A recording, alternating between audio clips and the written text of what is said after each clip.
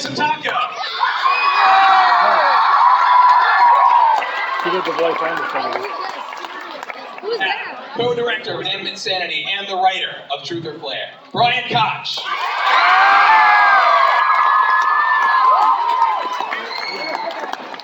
Co-director of II and writer Justin Chapman.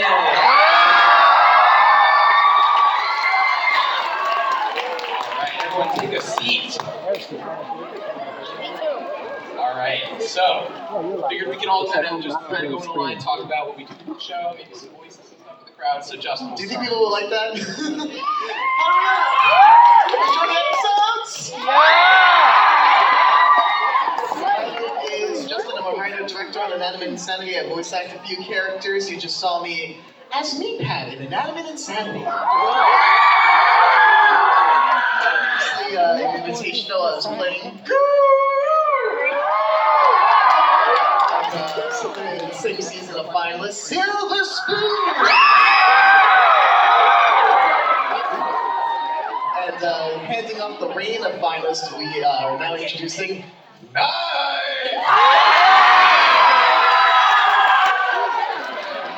I'm Brian. Not only did I write the episode y'all just watched, but I will be writing the finale of Animate Insanity too. The voice of several characters you might remember, such as, well, did it have a ball or did it have a point? Sometimes the answer goes yes, sometimes yes. You might also remember, Meatball and Flores! Perhaps best known as a certain person who really likes the show Animate Insanity, that would be If there's any music fans in the audience, I also am the voice of Starfruit, the lead.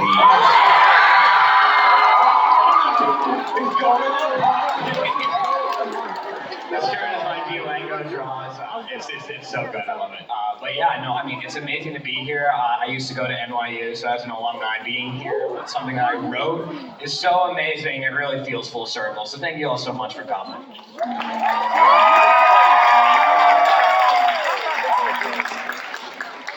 Hi, I'm Reagan, and I do two voices on the show. Probably best known, obviously, for season 3 Grosker, fun little 2 episodes. I definitely think that if it were up to me again, I would give this episode one of them. But I have to say, I also do another one. You might know her. I also voice Taco in the Tacos everywhere.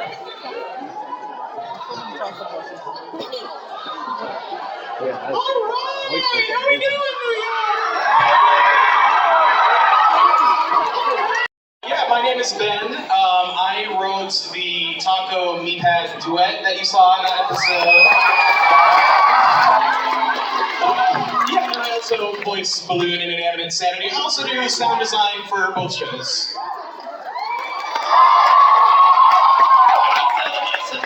The algebra.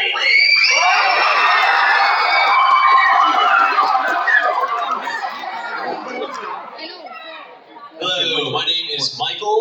I, with my twin brother, 15 years ago, created the show BFDI.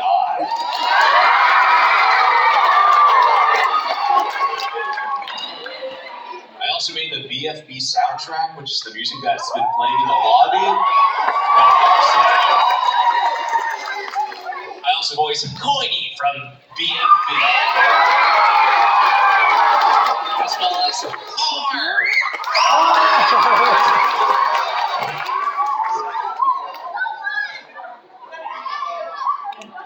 Hello everyone, it's me, Carrie. I'm Michael's brother, and honestly, I'm really proud of him for releasing the soundtrack on Spotify. Also, has anyone found the markers?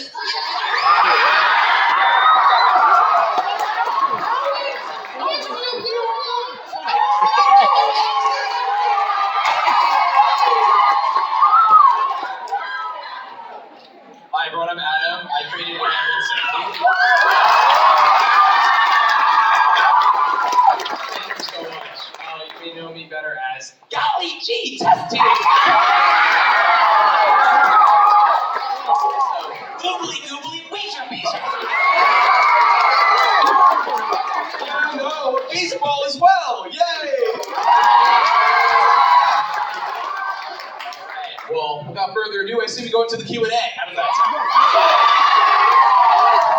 We've got a microphone on either aisle here. Unfortunately, I'm so sorry about that we do not have a microphone up there. We are going to do everything we can to get through as many questions as we can. So I just ask, if you want to ask a question, feel free to stand up and just kind of go to microphones. Oh my god. Get in line, guys. If it just ask one question, please. Thank you.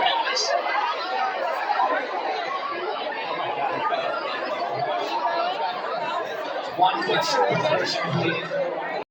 I think for me, I spent too many years going to conventions like VidCon and expecting to, befriend other YouTubers or like get on panels just by being there, but no one really understood what BFDI was or why it was valuable. So then I guess we just figured like, you know what, I don't need VidCon, and it's happening right now, but I'm here instead because this is cooler. It's just cooler, you guys get it.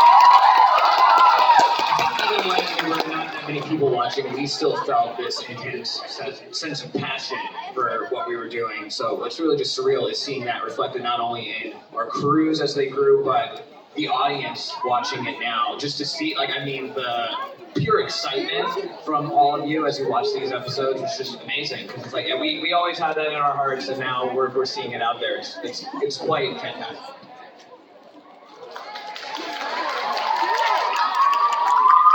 Question over here. What was your hardest character to voice in II and BFDI? Well, it's a little tricky sometimes to do this voice for like 3 hours straight, so, but a lot of fun. Yeah, for me, because in season 1, when the new iPhone 4S came out, I was like, it'd be great if you could do a Terminator parody, but no one could do an Arnold Schwarzenegger impression, so I was like, I guess I have to teach myself how to do it. And that was pretty hard. For both of my characters, both of them come to me pretty easily just vocally, but I will say for Choco especially in this episode, but also in a couple that are to come, there's a lot of emotion that goes into that particular performance because all the things that she's feeling are so real to her in the moment, and getting into the headspace to be able to do that can be really challenging sometimes. So it's been a very, very fun stretch of my not just voice abilities, but acting training as well. Yeah. Thank you. Balloon is definitely the character I have the most experience voicing. I've been doing the voice for so long, I can just slip into it without even realizing. But I would say the most difficult character to voice is actually Me Phone 3GS. I don't know if anyone remembers that character. That's great. That one is really challenging. It requires a lot of, that character has a lot of gravitas, and it's hard to get in that headspace sometimes, so that one's a challenge. In BFB, it's really hard to voice loser.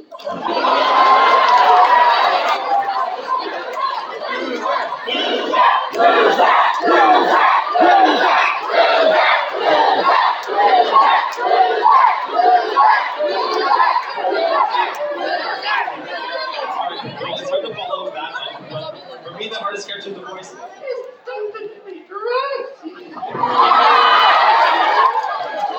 in the whole time. I was gonna say something snarky like, oh, baseball, because I hear my own voice. It is, when you talk like this for so long, it's pretty difficult. So. How did you win? Thank you so much for your question. Over here. If BFDI and Inanimate Insanity became popular object shows, what's it like? If they became object shows? Yes. Like a different type of object show? Yeah, let me just say it again. If BFDI and Inanimate Insanity became popular object shows, what's it like? Yeah, we hope someday we can have, a big audience. We're really still trying to grow our brand. One day we'll hit the big. No, you're all Pretty lukewarm. seriousness, I feel like this always feels like a fever dream. Like even seeing the masks and all the plushies. Like when we made the light bulb plushie, it was the first one we ever made, and now we've made 11 of them. It's like that's wild to me. So it's really like hard to believe. Yeah. I remember in 2012 when BFDI was still pretty small, and then there were fandoms like Homestuck that were huge. Homestuck! Oh, I'll never have something like that. And like, obviously we can't compare one to one, but this feels pretty crazy in and of itself. Thank you so much. Over here. By the way, I'm a biggest fan. Why Nickel adopted?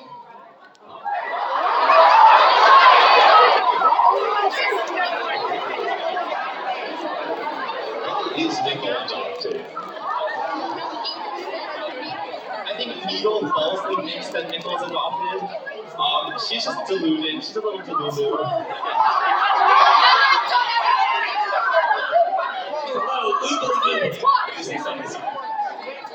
Thank you so much. Over here. So, in Inanimate Answers, when Bo said she paints with Apple and March, and when Balloon said he was on the Aerospec, was that canon? I mean, as canon as anything that any of the writers on the team like to write. I mean, I guess I'm a writer on the team. You know what I mean? There's a great new video from Puppy Ralph, I believe. Oh, gosh, yeah. Yeah, let me, yeah. Yeah, the answer to it. Alright, thank you. Thank you. Over here. Why was Coiny and Fiery enemies, and then in the final episode of BFDI, they were best friends? Well, they were enemies first because there is an old book called Total Fiery Island.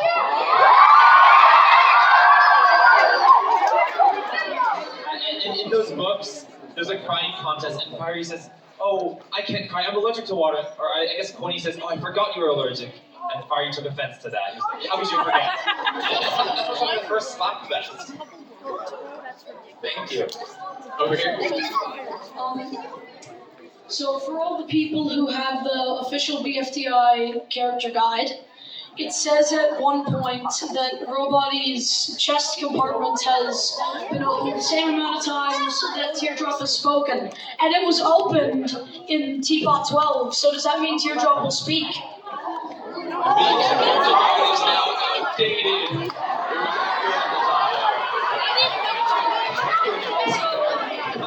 Can I say one quick thing? For all the object kerfuffle fans out there, can you please do an expert voice impression? Expert from object kerfuffle. It's Carrie. Carrie? Can you break down an impression of this character? Well, I mean, Carrie voiced expert from object kerfuffle. Oh. Yes. That might have been like a few months ago. So like sometimes I voice a lot of shows, so it's like sometimes I mix them up in my head. So I don't remember what the lines were. That's fair. Sorry about that. Thank you so much. Great question. Over here. For non-existing in Teapot and BFD, I feel like you guys could have added him still, like, and just had like be a quick joke and have it be like eliminated instantly. Why do you just decide to completely exclude him? Let's just say non-existing isn't there. That's all.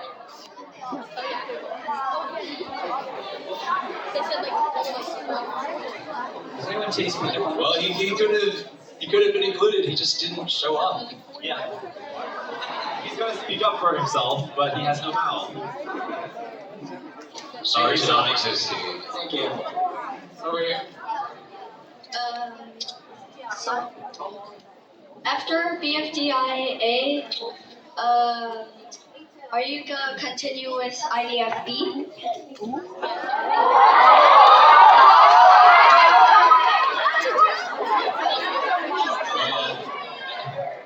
I think people seem pretty interested in IDFB. I think maybe the reason we haven't done it is because we just have too many shows going on at the same time. But when BFDIA wraps up, it might become possible.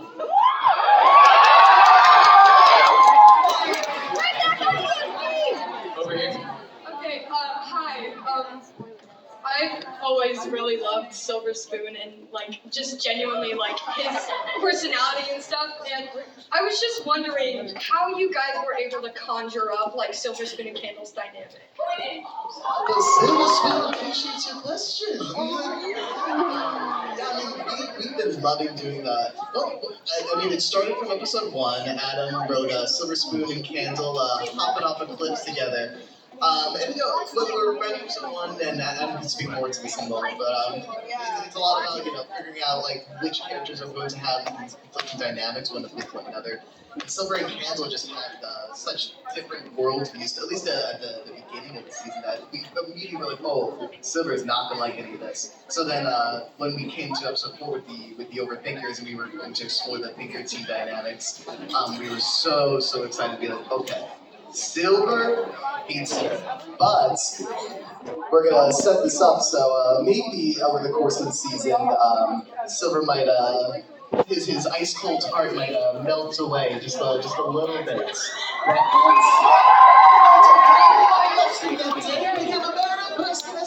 okay. You may give all your love to me, please. For a while, Silver was maybe going to be able to successfully get Candle out. Remember? That was a plan early on. Where we switched things around. Like there was a point in time where we were thinking the story could be Silver gets Candle out around episode 11-ish, and it's this big victory moment where he finally gets what he wants. But then there's like this piece of him that just feels like, oh, I actually maybe liked this person, and I got her out. But, Adam came up with a great idea to keep Candle around a little longer, and as a result, too, we started rethinking the story. We're like, let's have these two hang out a little more together, because we love them. Thank you. I feel like you summed up perfectly. That's all. Thank you so much. Thank you. Over here. Outside of BFDI and II, what other object shows do you guys like? Like, out of all the other ones? Object Show 87.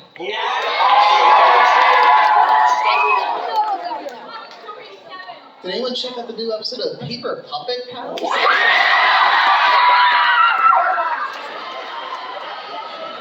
mean, I gotta say one.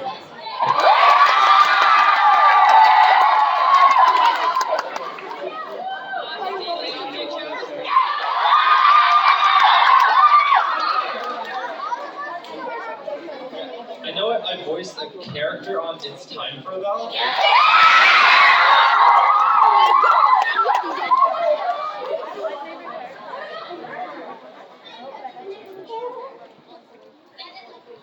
Thank you so much. Over here. We'll take your Are there any, characters that are, artists other than Paintbrush, of course? Balloon dabbles in poetry. Definitely. Yeah, as we saw, was interested in art. Even though some other Paintbrush wanted to fill that role as well. But Apple would like to be an artist, and she's getting slowly better. oh yeah, Apple also likes venting feelings through art, right? Marshmallow, I drew us. That's nice, Apple, but you just stole everything. Thank you so much. Can you do your best impression of Toilet saying Mr. Phone?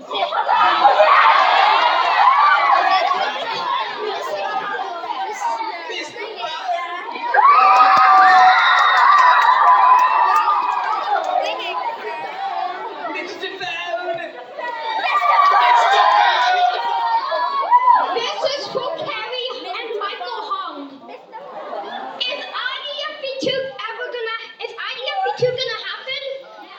I think people want it. I think it could be done. Just like the BFDI said. Oh, Teardrop Avatar. Teardrop.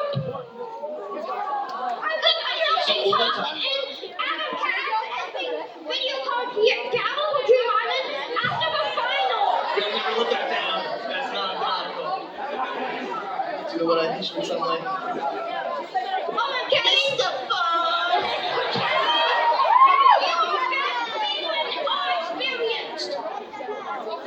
About the teardrop thing, I was gonna say she only talks when she thinks she needs to, which is never. Well, she basically said, yeah, well, we really again? Yeah, well, Thank you for that great question. Yeah. What inspired you to make object shows? Inspired to make object shows? Well, microphone to you all. In terms of who we want to win, and now everyone stay quiet first. Okay. In terms of who we want to see win season 2 of Banana Insanity, let's make some noise if we want to see Suitcase win.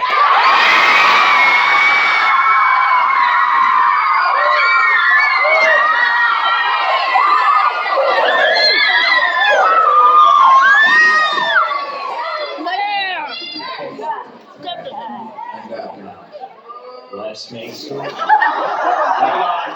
on. Someone's on team knife over there. Hold on. Now, make some noise if you want knife to.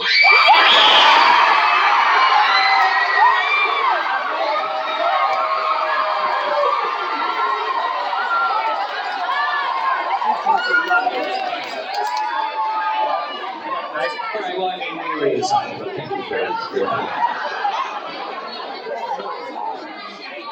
I appreciate half of you. Over here, but I also appreciate the other half. How did you get the idea for gelatin to be so young?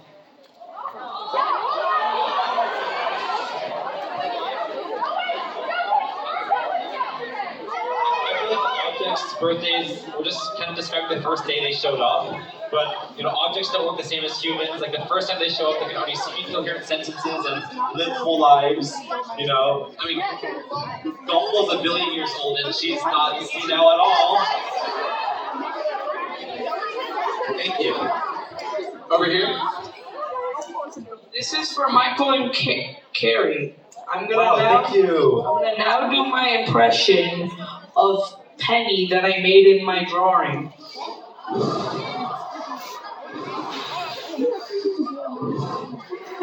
Okay. Oh, okay, the mic is on. Wait, am I a nickel or a penny? Am I a nickel or a penny? It's hard to decide. If there's a taco in my way, what do?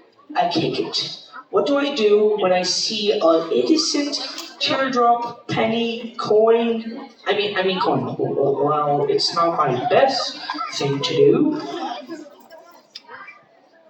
I help them, and if it's some kind of French fry trying to get his fries back maniac, well, I'd rather stick with a nickel.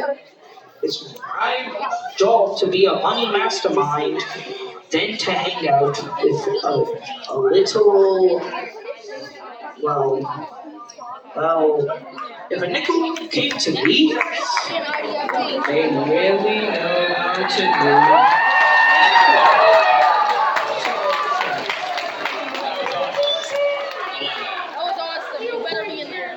Nickel approves. Are you gonna make more plushies that are harder to make for BFDI, like 80 and price tag, like skinny plushies? They are pretty hard to make. There's so many steps, but I think we can do it. I think we have Yeah, I would say there's at least 2 or 3 more plushies in production, but I won't say who they are because I want to reveal them once they're ready. If you want a hint, you can look at the tag of your telescope.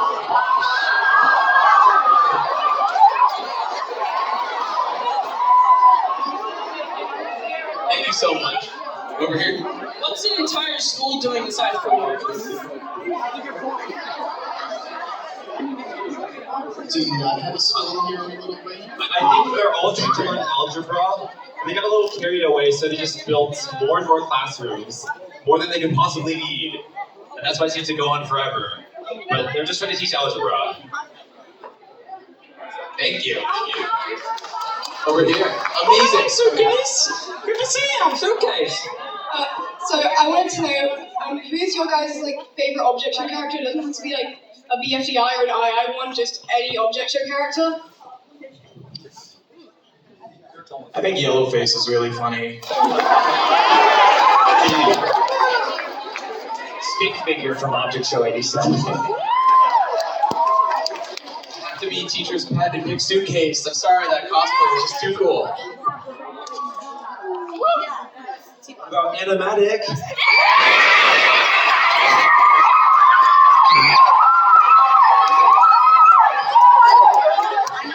Notepad's pretty cool.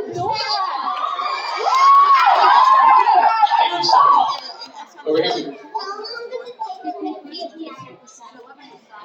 How long does it take to make a BFDI episode?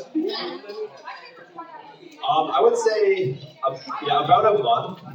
I guess, when it was 2 people, our episodes were also smaller in scope, so it was possible to do. I think, between schoolwork, we would work about like 3 hours a day for about a month. But now we have a bigger team, but the episodes are also higher quality and longer. Thank you. Great question. Over here. Okay, so I have 2 questions. One, will you dub the episodes in different languages, like German and Russian? I think we definitely can. Should. I think the Spanish language channel was already a test run. I think that there are more to come. More languages. And 2, will you travel to different countries if you ever were, in Spain? Like, for example, Spain, on a Spanish channel, multiple Spanish people want to meet you up, but they can't because they're in a different country other than America. Will you be able to meet up with them? I think we're definitely thinking of doing more countries. Just a small hint, I think we're thinking of London for the next.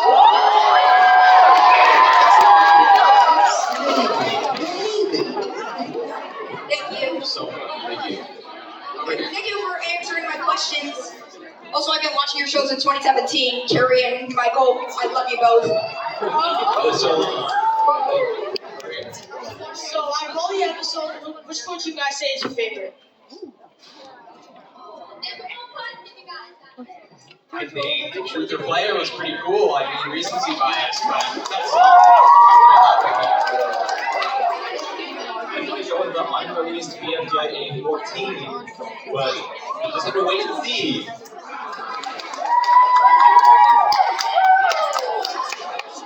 I'm also going to go for an unreleased BFDI 14 just because I animated for the first time in years for an episode. I'm going to say Truth or Player. Also, gonna boring answer, but there you go. I like Truth or Player, obviously, also, but Mind Your Own Business from a couple episodes, 5-ish years ago now, right? Something like that. Yeah, no, I also really love Truth or Player. I'm excited for the season 2 finale. I think it's the best thing we've ever done. And on the BFDI side of things, I love BFB 30. I think it was a great finale. I'm a BFDI season 1 finale kind of guy. I love that finale. There's also for II, to mix it up a little bit. How about I kick the bucket with Afterline in the limelight and the original Defining chapter of II. Thank you so much. Thank you. Over here. Alright, I'm sorry for this question, but who in your shows would most likely watch Skibidi Toilet?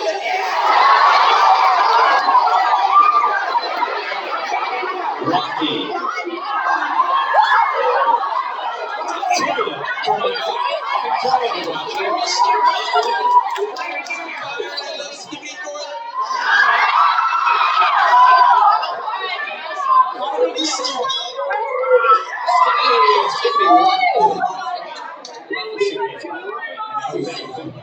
Also, we start to say it's raining time.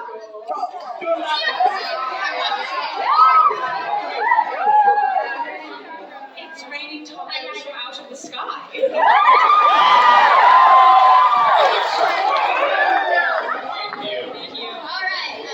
I have 2 questions, right? You get one question. Sorry, guys. Alright. One question. So, Kara, you know how people were hating on BFD 16 for the split at first, right? Yeah, there was. Yeah, at least from what I saw, there was a lot of controversy regarding like the split with Teapot and stuff. But is it true that you were originally going to kill off the 40 characters who joined Teapot permanently for that episode? No, I don't think I would kill off 40 characters at once. Some people are just saying. Some people are just like saying that. Well, it's not true. We all survived. Thank you so much. Thank you. Over here. Okay, hi. Justin, I really want to say hi. I really like your voice acting, and I'm so excited to meet you. Question: what is like your favorite character to voice act? John Vitas isn't here, but I want to know, did you guys have like a live orchestra for the songs that were in the episode that we just saw? As a score composer myself, We did not have a live orchestra for that one. You were right. I'm not sure if John Metis uses an orchestra. I think maybe occasionally he'll bring in an instrumentalist or two. The duet between Taco and Meepat, actually, the score wasn't done by John Metis for that one. For that one, I worked with my friend Adam Halpin, a different Adam. Not this Adam. Although I think you could have done just as good of a job. I don't think so. That was all the instrumentation there, as far as I know, was virtual. Oh. I mean, he'll occasionally bring in instrumentalists that he hires, but it's not for every track. These are Maestro. Thanks for asking about it. Yeah. Thanks. Of John Metis. This is a question to the II crew, but on the day the Invitational finale released, the balloon and cabbie plushies released like an hour earlier, and the descriptions originally said, while they may have lost to Silver Spoon in the end, they have won in our hearts. Yeah, Adam Katz. I wanted to troll everyone, and I did that. Because everyone was like, oh, they're so dumb, they listened in early, we got spoiled, and then they were all shocked. I feel like it made the end result even funnier. So. It's a Silver Spoon day, and that would have been a better victory in my opinion. It's a real like Death of Qui-Gon Jinn on the Phantom Menace soundtrack. Thank you. Hey, this is a question for the Inanimate Insanity crew. So, season 3 is obviously over, but there's some questions about Springy, for example, that aren't quite unexplained. Like the glitching, is there a possibility that we might learn about that in season